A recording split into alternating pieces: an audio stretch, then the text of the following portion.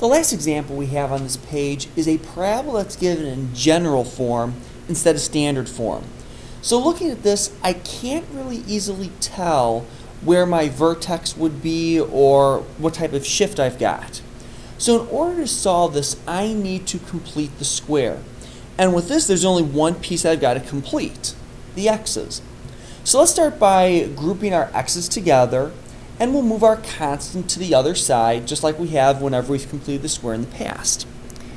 So x squared minus 2x plus blank minus 16y is equal to 31 plus blank.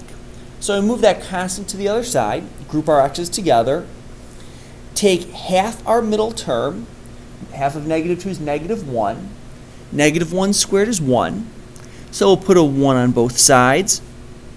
So that means when I simplify, I get x minus 1 quantity squared minus 16y is equal to 32.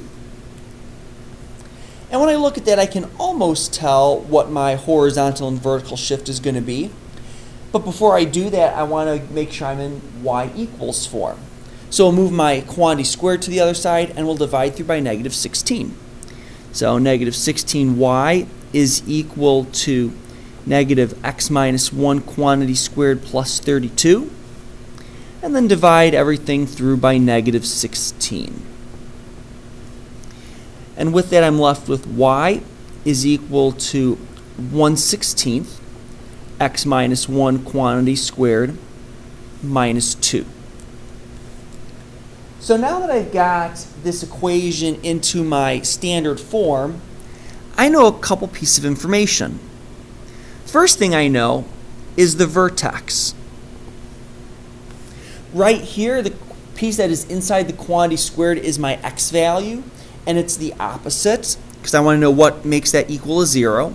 So my x will be a positive 1, and then my y is in the back, which is a vertical shift of 2 units down. That does not change. Do not take the opposite of it, just like we did when we graphed back in chapter 2. So I know my vertex is going to be 1 over and 2 down. That's my vertex. Now when I look at this, is this parabola going to open up, down, left, or right? Well, since this is a y equals, it's going to open in the direction of the y-axis, so it's either up or down. This 1/16 quantity is positive, so it's going to tell me that it's going to open up. So I'll just make a little note there, a little curve, just reminding myself it's going to open up. The next piece I look at is determining my p-value, because the p-value is going to tell me how far away the focus and how far away the directrix is from the vertex. So let's find the p-value. The p-value we know comes from this fraction out in front. So 1/16 is equal to 1 over 4p. And I can see there that p is going to equal 4. That tells me that my focus is going to be 4 units up. So 1, 2, 3, 4. There's my focus. And that focus is at the point 1, 2. So my focus is at 1, 2. And my directrix then is 4 units away. 1, 2, 3, 4. So directrix is going to be y is equal to negative 6.